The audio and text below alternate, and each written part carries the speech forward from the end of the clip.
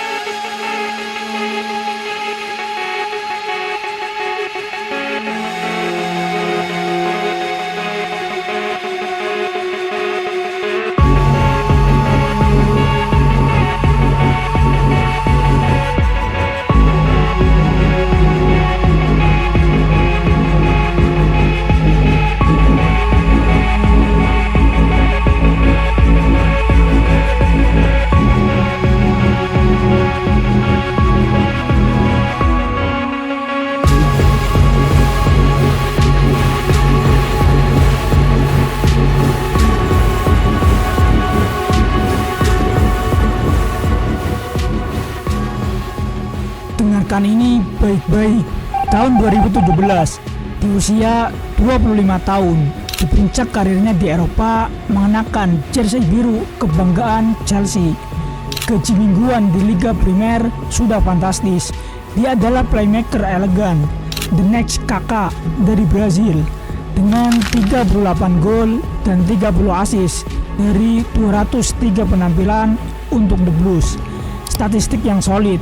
Seorang pemenang Liga Primer, Liga Eropa, bisa dibilang hidupnya sempurna. Lalu, bam, sebuah keputusan yang mengguncang dunia sepak bola, memicu perdebatan moral dan menorehkan stigma. 60 juta euro untuk transfer, gaji yang disebut-sebut mencapai 8 miliar rupiah per minggu. Kemana tujuannya? Tiongkok, Shanghai SIPG. Pada usia emas, ketika seharusnya berjuang memperebutkan Liga Champions, dia memilih jalan yang berbeda. Apakah dia mata duitan? Apakah dia pengecut? Apakah dia seorang realis yang memprioritaskan keluarga di atas kejayaan abadi? Inilah kisah Oscar dos Santos Emboaba Junior, bintang jatuh atau justru bintang yang tahu cara bersinar paling terang dimanapun ia berada. Tahan dulu penghakiman Anda, karena sebelum kita sampai ke tahun 2017, kita harus kembali ke Brazil, ke Americana, dan melihat bagaimana seorang bocah dengan latar belakang yang sangat miskin akhirnya mendapatkan tawaran yang dia rasa tidak mungkin untuk ditolak. Dan percayalah, di ujung karirnya di Tiongkok nanti, ia akan mengakui perpisahan itu diiringi air mata. Mengapa? Halo dulur dan kawan-kawan, balik lagi dengan gua Ditya, dimana di channel ini gua akan membahas tentang sejarah, kontroversi, kisah menarik, dan apapun itu yang berkaitan dengan sepak bola. Tanpa berlama-lama lagi, mari kita bahas.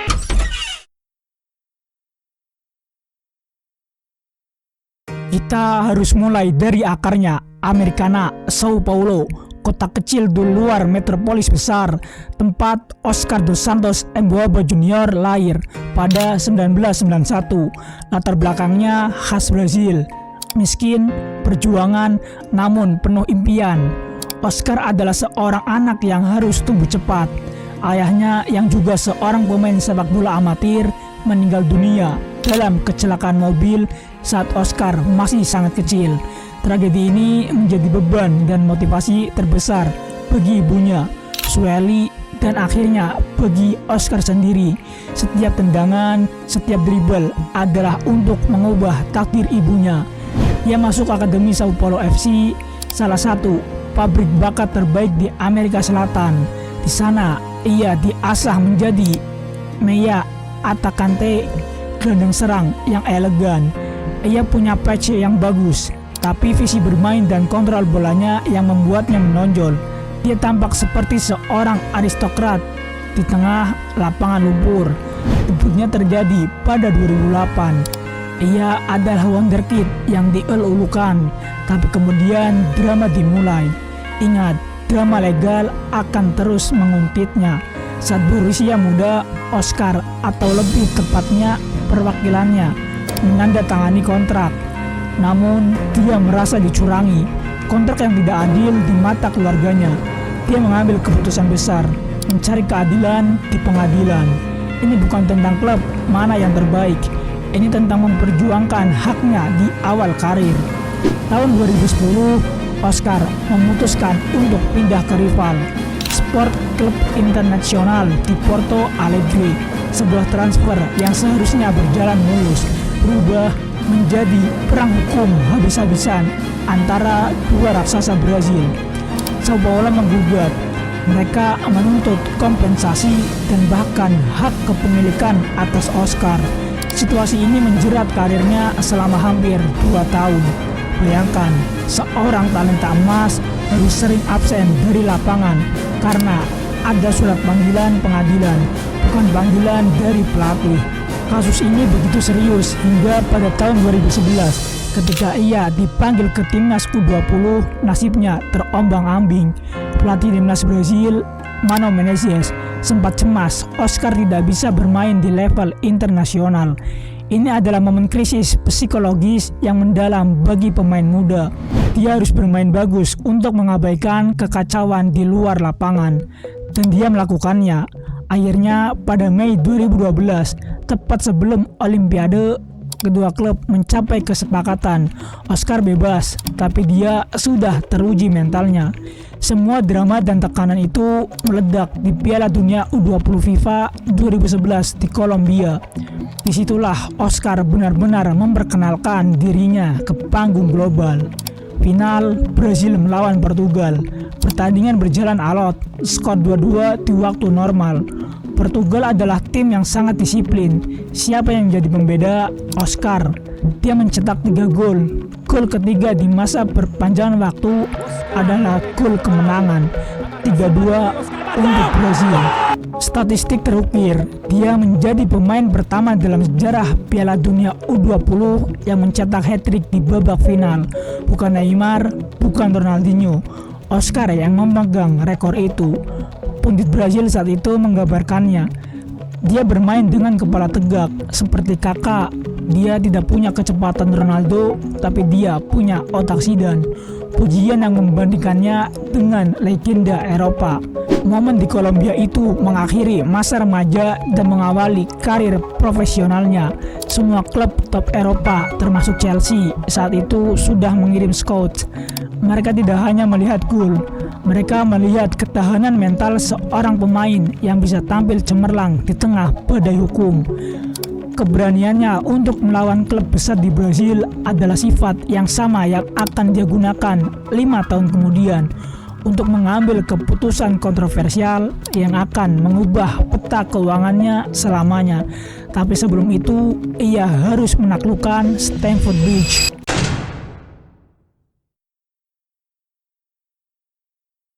Musim panas 2012, Oscar baru berusia 20 tahun, baru saja menjadi pahlawan U20 Brazil, dan baru saja menyelesaikan drama legalnya.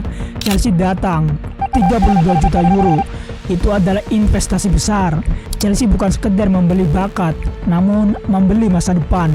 Dia tiba di London, mengenakan nomor 11 yang baru ditinggalkan Didier Drogba. Tekanan yang luar biasa, tapi Oscar tidak gentar. Dia datang dengan aura keanggunan ala Amerika Selatan, mirip kakak di masa puncaknya. Tinggi, ramping, dengan kontrol bola yang super dan kemampuan membaca permainan yang cepat. Debut Liga Premiernya cepat berlalu, tapi mari kita bicara tentang momen I'm Here. Liga Champions, Stamford Bridge melawan Juventus, tim dengan kiper legendaris Gigi Buffon di bawah Mistar. Oscar mencetak 2 gol, tapi gol keduanya begitu fantastis.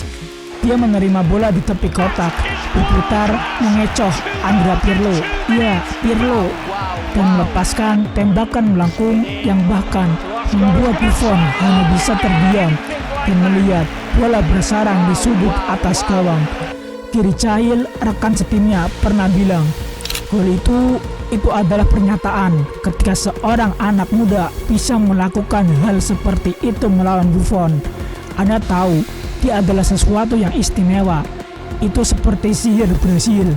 Chelsea bermain imbang 2-2 malam itu, tapi dunia sudah tahu permata Brasil telah bersinar terang di panggung terbesar Eropa.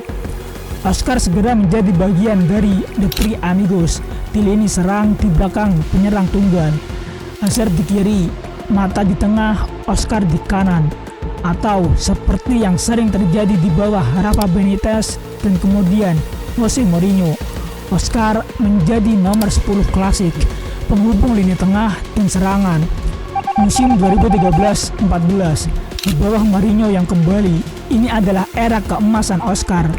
Mourinho menyukainya karena etika kerjanya. Ini dia anekdot yang sering terlupakan. Oscar adalah salah satu playmaker paling rajin bertahan yang pernah dimiliki Chelsea. Dia tidak hanya menyerang, dia menekan lawan, memenangkan bola, dan memicu serangan balik. Namun, persaingan di Chelsea itu brutal. Kedatangan Willian dan rotasi pemain membuat posisi tidak pernah terjamin. Musim 2014-15 adalah puncak kolektifnya. Chelsea memenangkan gelar Liga Primer dan Piala Liga. Oscar tampil dalam 28 pertandingan Liga, mencetak 6 gol. Dia berada di puncak kebugaran, tapi ingat, playmaker Brazil itu dikenal karena kehabisan bensin menjelang akhir musim. Setelah 2 musim yang sangat padat, termasuk Piala Dunia 2014, kritik mulai muncul tentang inkonsistensi dan kelelahan di paruh kedua musim. Lalu datanglah musim 2015-16, musim yang kacau untuk Chelsea dan Mourinho. Oscar tampil 27 kali, tapi Chelsea finish di urutan 10. Perannya dan peran seluruh tim dipertanyakan, dan ini dia foreshadowing taktis menuju babak 3. Kedatangan Antonio Conte di musim panas 2016. Conte memperkenalkan formasi 3-4-3, formasi yang mengutamakan 2 gelandang pekerja di tengah, Matic dan Kante, dan 3 penyerang dinamis, Hazard, Costa, Pedro di depan. Tiba-tiba posisi nomor 10 klasik milik Oscar menghilang dari papan taktik.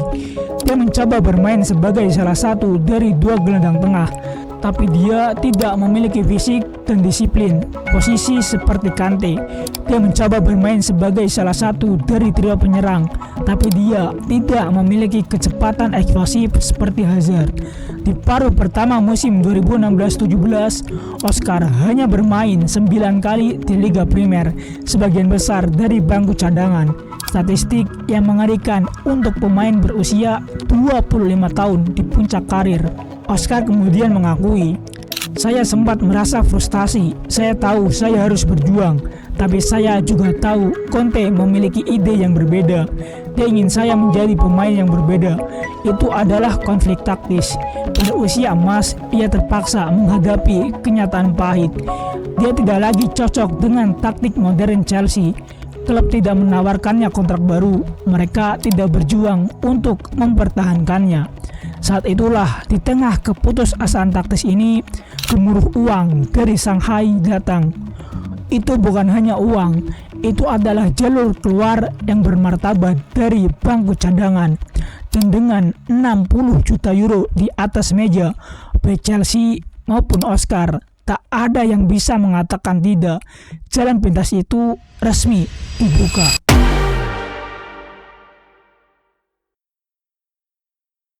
Desember 2016, musim dingin yang membekukan di Eropa. Namun pasar transfer Asia justru memanas sampai mendidih. Berita itu datang dari Antonio Conte. Secara terbuka, dia mengatakan Oscar adalah pemain yang sangat bagus. Namun, dia hanya memiliki peran kecil dalam sistem 3-4-3 yang sedang membawa Chelsea terbang tinggi. Dan inilah titik baliknya. Oscar menyadari di usianya yang ke-25, dia bukan lagi pilihan utama menjadi super sub di klub top atau menjadi bintang absolut dengan bayaran yang tak masuk akal di liga yang sedang naik daun. Shanghai SIPG, mereka datang dengan tas berisi uang tunai yang bisa membuat syekh manapun tersipu malu. Angka transfernya 60 juta euro, angka yang fantastis untuk pemain yang dicadangkan, tapi bukan transfernya yang gila, melainkan gajinya. Angka yang beredar liar dikonfirmasi beberapa sumber terpercaya. 400.000 pound sterling per minggu atau setara 8 miliar rupiah per pekan. Mari kita hitung cepat. Bayangkan ini, 2 tahun gajinya di Tiongkok setara dengan hampir 7 tahun gajinya di Chelsea. 7 tahun dalam usia yang paling produktif, dia bisa mengamankan 3,5 triliun rupiah. Ini bukan sekedar uang, ini adalah perubahan status sosial permanen bagi seluruh keluarganya. Dari generasi ke generasi, reaksi dunia, ledakan kemarahan dan penghakiman. Jamie Carragher, legenda Liverpool, menembak langsung ke inti masalah. Itu keputusan yang memalukan. Dia hanya memikirkan uang. Dia akan keluar dari sepak bola top di usia 25 tahun. Itu gila. Ini bukan tentang karir, ini tentang uang. Kritik yang pedas mewakili pandangan mayoritas fans Eropa. Tapi Oscar punya pembelaan, dan ini penting untuk narasi kita. Dia bukan hanya Oscar si pesepak bola, dia adalah Oscar si anak yang harus mengangkat derajat keluarganya. Oscar membalas kritik itu. Saya dan istri berasal dari keluarga yang sangat miskin. Saya tidak pernah mau bermain hanya untuk uang, tapi saya ingin memberikan masa depan yang lebih baik untuk keluarga saya. Kami tidak akan bisa membeli rumah impian kami di London, tapi di Shanghai semuanya mungkin. Siapa yang akan menjamin saya tetap di level top 5 tahun lagi? Realitas finansial menampar gairah olahraga. Di Shanghai, ia bergabung dengan bintang Brasil lainnya, Hulk, di bawah asuhan Sven-Goran Eriksson. Oscar menjadi pusat gravitasi tim. Ia menjadi motor serangan, sang raja asis, pemain yang bisa mengambil tendangan bebas, penalti, corner kick, semuanya. Pada musim 2018, ia mencatatkan 18 asis dan 12 gol di CSL, memimpin Shanghai merebut gelar liga pertama mereka, memecahkan dominasi Guangzhou Evergrande. Dia membuktikan level permainannya masih terlalu tinggi untuk liga itu. Tapi ingat anekdot tentang perkelahian massal yang saya sebutkan di awal. Itu terjadi pada 2017. Dalam pertandingan panas, Oscar frustasi menendang bola ke arah 2 pemain lawan. Tindakan yang tidak mencerminkan eleganitasnya di Chelsea. Wasit awalnya tidak memberinya kartu, tapi keributan pecah, pemain saling dorong. Itu bukan gambaran Liga Primer. Komisi Disiplin CSL tak tinggal diam. Sanksi 8 pertandingan dan denda yang sangat besar. Itu menunjukkan betapa ringkihnya disiplin di liga yang sedang dia dominasi. Seiring merosotnya kualitas CSL dan krisis finansial klub-klub Tiongkok, Oscar mulai merindukan panggung Eropa. Ia mulai mengirim sinyal. Saya tahu saya harus memotong gaji saya hingga 90% jika ingin kembali ke klub Eropa. Saya tidak keberatan, katanya pada 2021. Ini adalah pengakuan pahit. Dia bersedia melepaskan triliunan hanya untuk merasakan persaingan Liga Champions lagi. Ada pembicaraan serius dengan Barcelona di 2022 hampir terjadi, tapi Barcelona tidak mampu mengakomodasi gajinya. Bahkan setelah dipotong, klub-klub top melihat dua hal: usia 30-an dan hampir 5 tahun tanpa persaingan elit. Risiko terlalu besar. Pintu yang ia tutup sendiri pada 2017 kini sulit dibuka kembali. Oscar adalah contoh sempurna bahwa keputusan finansial terbesar dalam karir bisa menjadi penjara emas dalam karir olahraga.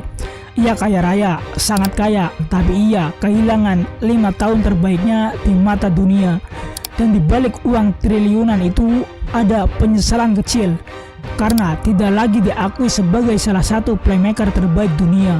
Penjara emas itu akhirnya ia tinggalkan, tapi perpisahan itu ironisnya akan diwarnai bukan oleh senyum lega, melainkan air mata.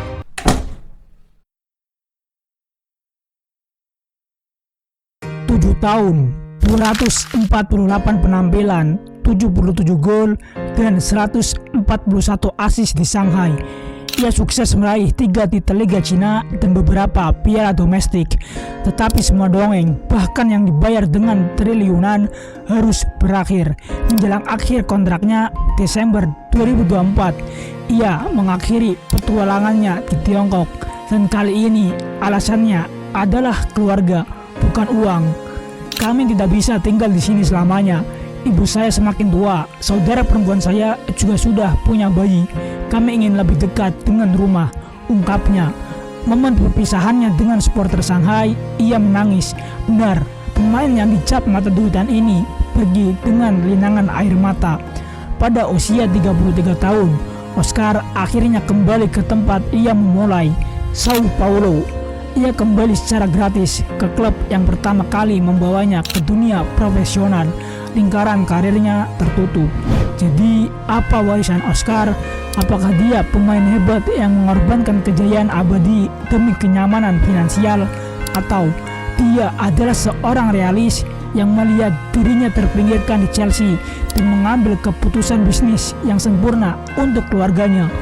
Ia memenangkan 2 Liga Primer, 1 Liga Eropa, dan 1 Piala Liga di Chelsea. Ia memiliki 3 gelar Liga Cina. Dia adalah bagian dari skuad Brasil yang memenangkan Piala Konfederasi. Dia memilih 3,5 triliun dan keamanan di atas.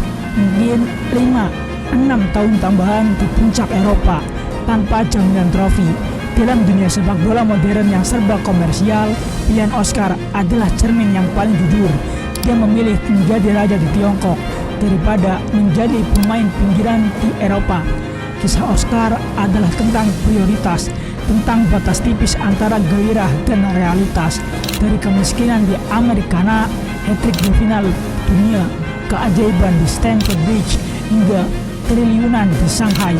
Dia melakukan apa yang menurutnya terbaik. Keputusan yang berani, keputusan yang kontroversial, keputusan yang milik Oscar. Dan sekarang ia kembali ke rumah. Apakah sisa karirnya akan sama pentingnya dengan keputusannya di tahun 2017? Waktu yang akan menjawab. Jadi itulah kisah perjalanan karir Oscar.